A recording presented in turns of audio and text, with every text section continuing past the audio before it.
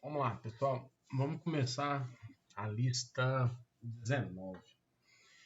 Na lista 19, ela traz um conceito de análise combinatória.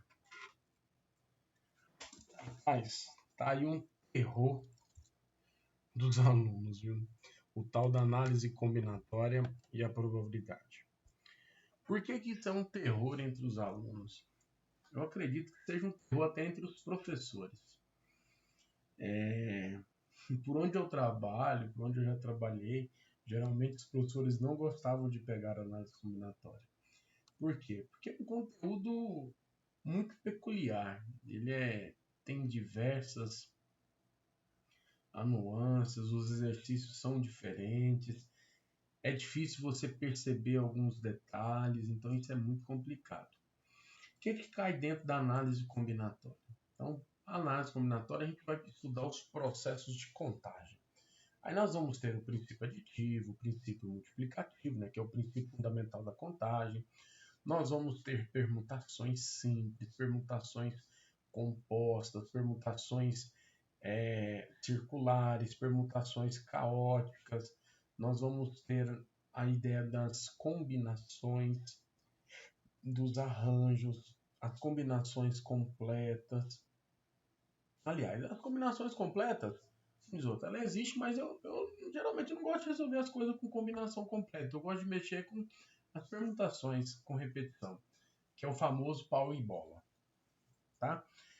Mas, como diz o outro, é um trenzinho meio, assim, pedra no sapato. Mas vamos tentar, né? Vamos lá. Questão 1. Geralmente, toda questão de análise combinatória no Enem, maior parte é de médio mais para difícil. Combinatória e probabilidade também, tá? Vamos tentando aí. Vamos lá. É difícil entender o que é, se você usa princípio fundamental, se você não usa. Complicado. Mas eu gosto muito. O cara fala assim, ó, o tênis é um esporte em que a estratégia de jogo a ser adotada depende, entre outros fatores, de o adversário ser canhoto ou destro. Então o cara fala assim, que um clube tem um grupo de 10 tenistas, sendo que 4 são canhotos e 6 destros. Então você tem aí, dos 10 tenistas, 4 canhotos e 6 destros. O técnico do clube deseja realizar uma partida de exibição entre dois desses jogadores. Porém, não poderão ser ambos canhotos. Por quê? Como assim? Ambos canhotos. O que pode acontecer? Já começa o problema aqui. O que pode acontecer quando você tem essas duas possibilidades? Você pode ter canhoto jogando com canhoto, canhoto jogando com destro, destro jogando com canhoto e destro jogando com destro. Certo? Nós poderíamos ter essas possibilidades.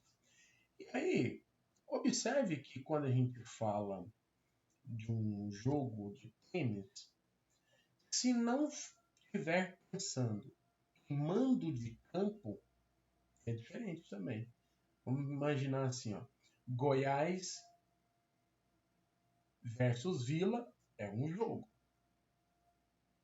Vila versus Goiás, se existir a ideia de mando de campo, se vale o jogo de ida e o jogo de volta, isso são dois jogos diferentes. Se não falar nada, se é só um jogo, cada um disputa uma única vez contra o outro, então Goiás e Vila Goiás seria a mesma coisa. Se pensa-se que Goiás e Vila versus Vila e Goiás são jogos diferentes, então significa que a ordem é importante. Aí você usa a ideia do princípio fundamental da contagem. Goiás e Vila vezes, ou Goiás e Vila versus Goiás, se a ordem não importa, é um único jogo. Aí a gente usa combinação. Mas aqui, Canhoto desce, desce canhoto, você tem. Belezinha, bonitinho. Ali as duas pessoas, um jogando contra o outro, tranquilo. O que não pode acontecer nesse jogo? Somente isso. Não pode acontecer. E o jogo como é um jogo entre dois jogadores, não está falando nada de mando de campo, então a ordem entre esses dois jogadores não é importante. Então eu vou utilizar a ideia de combinação. Como é que eu vou fazer para chegar no resultado que eu quero? Eu vou pensar no seguinte. O que eu quero é que não aconteça isso. Então eu vou pensar no total. Geralmente é muito bom pensar nisso, viu? E retirar o que eu não quero, o que não pode acontecer. Não pode acontecer. O que não pode acontecer? Ter os dois canhotos, ou seja, seria uma combinação de 4 elementos tomados 2 a 2. Por que 4 tomados 2 a 2? Porque eu tenho 4 jogadores e vou escolher 2 para jogar. O que seria o total? O total seria pegar todos os jogadores e dispor de 2 em 2 para fazer os jogos. Então teria o total de possibilidades, retirando o que não pode acontecer. Então isso daqui, combinação de 10, 2, lembrando da fórmula, é 10 fatorial sobre 2 fatorial vezes 10 menos 2 fatorial. Só para você lembrar da fórmula. N fatorial sobre K fatorial vezes N menos K. Se aqui for um N e aqui for um K. Então é N, aqui é K e aqui é N menos K. Só para lembrar da fórmula. Menos 4 fatorial sobre 2 fatorial vezes 4 menos 2 fatorial. Essa parte de cá deu 10 fatorial sobre 2 fatorial. Preciso botar o fatorial aqui. Vezes 8 fatorial menos 4 fatorial, 2 fatorial, 2 fatorial. Por que eu estou deixando assim? Porque eu já olhei as respostas aqui. Está tudo em forma de fatorial, não vou mexer. Então, seria a letra A. Beleza? Exercício 2. Vamos lá no exercício 2. No exercício 2, o cara fala assim: para cadastrar-se em um site, uma pessoa precisa escolher uma senha composta por 4 caracteres. Aí, ó. Antes de começar, já vou falar. Senha. Quando eu falo de senha, a ordem importa ou não? Pensa um pouco. Estou falando de uma senha, hein? Quando eu falo de uma senha, a ordem dos elementos sempre será importante.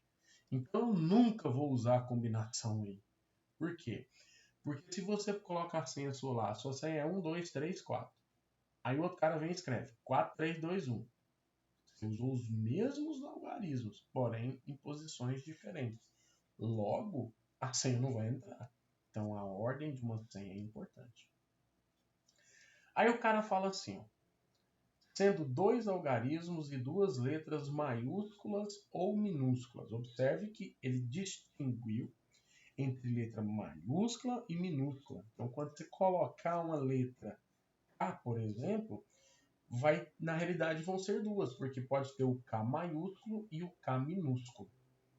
Beleza? Geralmente a gente considera o nosso alfabeto com 26 letras. E os nossos algarismos são 0, 1, 2, 3, 4, 5, 6, 7, 8, 9. 10 algarismos. Beleza? Aí continua. As letras e os algarismos podem estar em qualquer posição. Então ele está dizendo que não interessa, qualquer posição. Essa pessoa sabe que o alfabeto é composto por 26 letras, e está escrito, e que uma letra maiúscula difere da minúscula. Beleza. É o que eu acabei de dizer lá em cima. O número total de senhas possíveis para o cadastramento nesse site é. Muita gente vai errar marcando essa. Já vi aqui.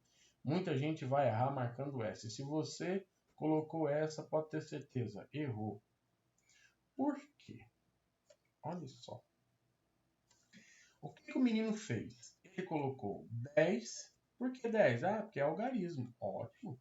Ele colocou 10 porque 10, porque é algarismo. E ele não falou que esses caras devem ser distintos. Então não precisa reduzir uma unidade, dizendo que você já utilizou um na primeira casa. Então seria 10 vezes 10. O outro aqui seria quanto? 52. Por que 52? Porque é 26 mais 26. 26 letras minúsculas com 26 letras maiúsculas. Então aqui é letra e aqui também é letra. Beleza, aí você vai lá e pá. 10 ao quadrado vezes 52 ao quadrado. Enxerga ela aqui, marca e pô, errou. Por que você errou? Porque da forma com que você escolheu, você fixou algarismo, algarismo, letra, letra. Mas quem diz que não pode ser algarismo, letra, algarismo, letra, letra, algarismo, letra, algarismo, letra, letra, algarismo, algarismo e assim por diante? Quem diz que não pode ser nessas outras ordens também? Isso geraria senhas diferentes. Aí a pergunta é: quantas coisas eu posso reescrever bagunçando essas 4 letras? Aí tem que lembrar de uma coisa chamada de permutação. Aí seria uma permutação de 4 elementos. Que eu tenho esses 4 elementos. Porém, esses dois aqui repetem e esses dois aqui também repetem. Aí nós caímos em uma permutação com repetição. 2 por causa do A, vou colocar aqui, ó. 2 por causa do A e 2 por causa do L, que é de letra. Então, qual seria a resposta? Seria 10 ao quadrado vezes 52 ao quadrado vezes a permutação de 4 com repetição de 2 e 2. Então, na realidade, isso aqui seria 10 ao quadrado vezes 52 ao quadrado vezes permutação de 4 com repetição de 2 e 2 é 4 fatorial dividido por 2 fatorial vezes 2 fatorial. Lembra da forma? Permutação de n elementos é n fatorial. Por isso que apareceu o 4 aqui. 2 fatorial, alfa, beta, gama, teta. Então divide pelos fatoriais. Vocês já viram isso na vida já. Então seria a alternativa não aqui. Letra E. Beleza? Então não seria essa daqui. Cuidado, hein? Acho que dá para fazer a 3, né? Vou fazer logo a 3 de uma vez. Só de ver esse número aqui embaixo eu já sei o que ele está pedindo. Esse exercício é enjoado. Ele é grande. Falei que ia dar tempo, agora me lasquei. Agora eu já comecei. Mas ele é grande. Por quê? Esse tipo de exercício, sem ler ele, tá vendo que quando a gente tem uma experiência de muitos anos já acostumados com matemática, você já sabe mais ou menos onde é que o rumo do exercício vai. Esse exercício ele vai querer colocar as coisas em ordem crescente ou decrescente dos dados. E aí você vai ter que ir fixando. Dá um trabalhinho, mas vamos lá. O cara fala assim, ó, o setor de recursos humanos de uma empresa vai realizar uma entrevista com 120 candidatos a uma vaga de contador. Por sorteio, eles pretendem atribuir a cada candidato um número, colocar a lista de números em ordem numérica crescente, tá vendo? E usá-la para convocar os interessados. Acontece que por um defeito do computador, isso aqui é novo para mim, foram gerados números com 5 algarismos distintos. E em nenhum deles aparecem dígitos pares. Então, quais foram os números usados? Foram os números 1, 3,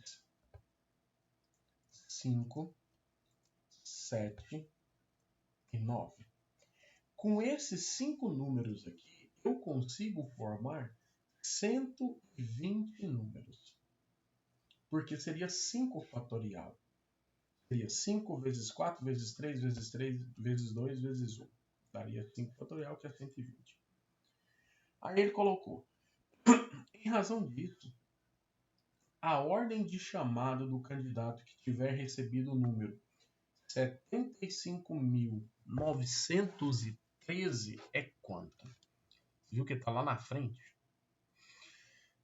Vamos entender isso, esse problema. Vamos entender esse problema. É o seguinte. Quem seria o primeiro da lista? Só para você começar a entender. Quem seria o primeiro da lista? Seria o menor número que eu poderia formar com esses caras. E o menor número que eu poderia formar com esses caras é exatamente esse, 13.579. Quem seria o segundo cara da lista? Seria tentar mexer nesses algarismos para que eu gerasse um número maior do que 13.579. O próximo maior. Então seria o número 13.597. Viu que fixou 1, 3, 5 e só mexi nesses dois. Agora, o terceiro número. Quem seria o terceiro número? Seria o 13.000. Só que com 500 já não dá para fazer mais. Então eu vou sair do 500 e vou partir para a galera dos 700. 759. Aí depois o quarto seria quem? 13.795. E assim por diante. Até chegar no último. O cara da posição 120. O último cara seria o maior deles. 97.000. É o contrário agora, né? 531. Esse é o maior. Quem seria o cara da posição 119? Seria 97.513. E vai. Você tem duas formas de resolver esse exercício. Se você for um cara doidão, você vai no braço. Se você não for um cara doidão, você pensa. O que eu vou fazer? Eu sei que são números formados por 5 algarismos, cuja ordem é importante. Então eu vou usar o princípio fundamental da contagem, que também pode ser a ideia das permutações. Nós vamos usar. Vamos lá. Até chegar na galera do 7, concorda comigo que eu passei pelo 1, passei pelo 3 e passei pelo 5? Então passou pela galera dos 13.000, dos 15.000, dos 17.000, dos 19.000 e assim por diante. Passou pela galera dos 31, dos 35, dos 37, dos 39.000. Mas então vamos lá. Eu vou começar aqui com 1, com 2 ou com 3. Ou com 2, ó. Foi mal. 1, com 3 ou com 5. Quando eu faço isso, eu tenho 3 possibilidades para essa primeira casa. Aliás, aqui são 5, né? Eu tenho 3 possibilidades para a primeira casa. 3. Deixa eu só fazer aqui a reta. E agora, o que sobra para mim? Se eu colocar o número 1, vão restar 4 outros números para mim. Se eu colocar o número 3, vão restar outros 4 e assim por diante. Então eu teria aqui, na realidade, para preencher todos esses 4 locais, eu teria 4 elementos. Então seria 4 vezes 3 vezes 2 vezes 1, que na realidade é permutar os 4 elementos, que seria 4 fatorial, que seria 24. Beleza? Então aqui eu tenho 3 vezes 24, me dando 72. O que isso significa? Que eu escrevi já 72 números. Já escrevi. Agora, o próximo cara já vai começar com a casa do 7. Então, vou botar ele aqui, ó. Próximo cara. 1, 2, 3, 4, 4, 5. E agora eu já vou colocar o cara com 7. Se eu coloco o cara com 7, por quê? Porque agora eu estou falando dos 70 mil. Aí, o que pode acontecer? Eu estou na casa dos 70 mil. O meu é 75 mil. Então vai vir os 71 mil e alguma coisa e os 73 mil e alguma coisa. Então vou escrever. Eu tenho uma possibilidade para essa casa, para ser o 7. Eu tenho duas possibilidades para essa casa, que pode ser 71 mil ou 73 mil. E para essas outras três casas, eu teria 3 números, então seria permutação de 3, seria 3 fatorial, que seria 6. Então, na realidade, eu tenho quantos números escritos? 2 vezes 6, 12. Opa! Então, eu já escrevi 72 mais 12. 72 mais 12 já me deram 84 números. Rapaz, não é... Não, agora eu vou para 71, 73 mil. Agora eu vou fixar os 75 mil, é isso mesmo. Então vamos lá. Então já escrevi até os 73 mil, já escrevi todos. 1, 2, 3, 4, 5. Agora o que eu vou fazer? Eu vou fixar o 7, que eu estou falando do 7. 75 mil. Fixei o 7, fixei o 5. E agora o que vai acontecer? Para chegar no 79 mil, ele tem que passar pelo 1 e pelo 3. Certo? Então aqui eu teria duas possibilidades. Perfeito? E agora sobraram outros dois números para preencher dois lugares. Então seria permutação de 2, que é 2 fatorial, que é 2. Logo, eu tenho 2 vezes 2, 4. Então, o que aconteceu? Eu já escrevi agora 88 números. Quem foi o cara que está na posição 88? É o maior deles. Então seria 75.391. Esse é o maior cara deles. Quem seria o cara da posição 89? Observe que eu estou chegando perto dele. Ó.